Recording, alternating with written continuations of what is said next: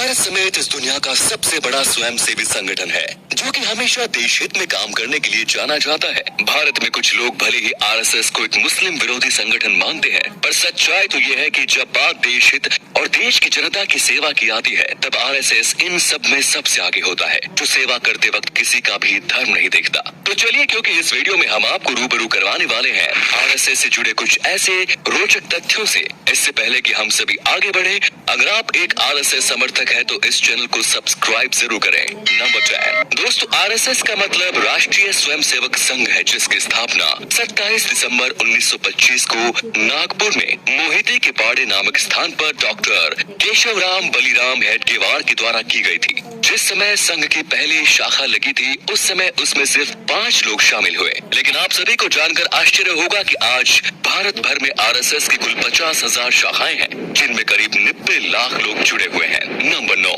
इस दुनिया में जब भी कोई व्यक्ति किसी संगठन को ज्वाइन करता है, तब या तो संगठन द्वारा उसका रजिस्ट्रेशन किया जाता है या फिर उसको अलग से आईडी कार्ड दिया जाता है। लेकिन अगर आपको लगता है कि आरएसएस के साथ भी ऐसा ही है, तो शायद आप गलत हो, क्योंकि आरएसएस के मेंबर्स का ना तो कोई रजिस्ट्रेशन होता है और ना ही उन्हें कोई आईडी और बिजनेस कार्ड दिया जाता है। नंबर 8 दोस्तों, ये बात सच है कि आरएसएस का हर काम देश और देश के लोगों के हित में ही होता है। लेकिन इस सब के बावजूद भी आज आरएसएस पर देश को अंग्रेजों से आजादी दिलाने वाले आंदोलनों से दूर रहने का आरोप लगता है। हालांकि आरएसएस समय समय पर इन झूठे आरोपों का खंडन करता रहता है, पर हाल ही में संघ द्वारा पब्लिश की गई हेडगेवार की आत्मकथा में इस बात का जिक्र है कि नमक सत्याग्रह से भले ही आरएसएस ने खुद को अलग रखा था, पर उसने अपने स्वयं सेवकों की नमक सत्याग्रह में व्यक्तिगत भागीदारी पर कोई रोक नहीं लगाई। नंबर 7 आज भले ही आरएसएस देश ही नहीं दुनिया का सबसे बड़ा संगठन है, पर शायद ही आपको पता हो कि आरएसएस के महात्मा गांधी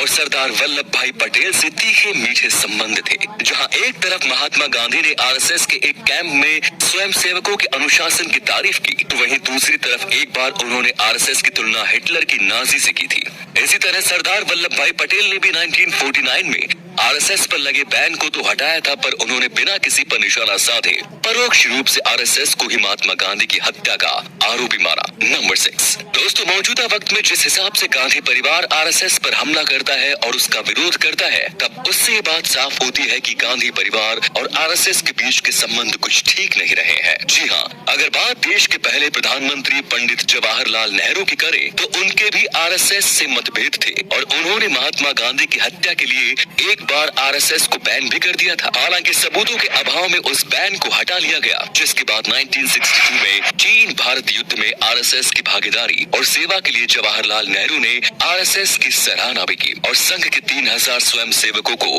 1963 की गणतंत्र दिवस परेड का न्योता भी दिया था। नंबर 5 50 लाख स्वयं सेवकों और करीब 100 एफिलिएटेड्स के साथ आरएसएस आज इस दुनिया का सबसे बड़ा एनजीओ है। ये पूरे भारत में करीब 57,000 शाखाएं चलाती है, जो कि 2011 के 45,000 शाखाओं के आंकड़ों के अनुसार एक लंबा उछाल है। कई लोग मानते हैं कि आरएसएस की ये ग्रोथ हाल ही में पिछले 6 वर्षों से केंद्र में बीजेपी के शासन की वजह से हुई है। पर हैरत की बात तो ये है कि आरएसएस के अनुसार उसकी सबसे ज्यादा शाखाएं केरल में स्थित है, जबकि केरल में भाजपा का वजूद ही नहीं। नंबर 4 आरएसएस को आज भले ही दुनिया का सबसे बड़ा संगठन क्यों न माना जाए, पर इस बात में कोई भी दो राय नहीं कि आरएसएस को भी आजादी के बाद से 3 बार प्रतिबंध का सामना करना पड़ा। जी हाँ, 1948 में आरएसएस को प्रतिबंध कर दिया गया क्योंकि उनके ऊपर महात्मा गांधी की हत्या करवाने के आरोप लगे। इसके बाद जब देश में इमरजेंसी लगाई गई, तब भी आरएसएस को प्रतिबंध कर दिया गया क्योंकि उस समय हर संगठन प्रतिबंधित हो रहा था। इस सब के बाद तीसरी और आखिरी बार आरएसएस को साल 1992 में प्रतिबंधित किया गया, क्योंकि इसी साल आरएसएस के कार सेवकों ने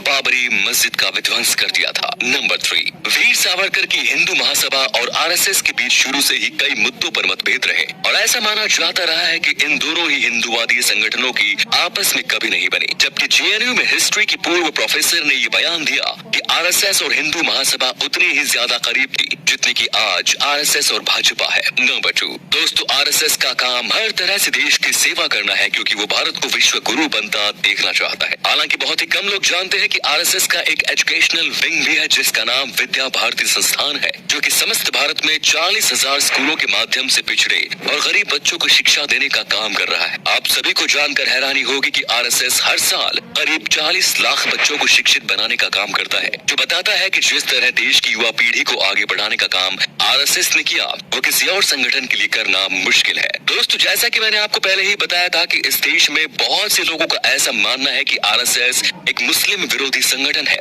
लेकिन इसकी सच्चाई कुछ और है, क्योंकि आरएसएस स्वयं एमआरएम यानी कि मुस्लिम राष्ट्रीय मंच नाम का एक संगठन चलाता है, जो बताता है कि आरएसएस को लेकर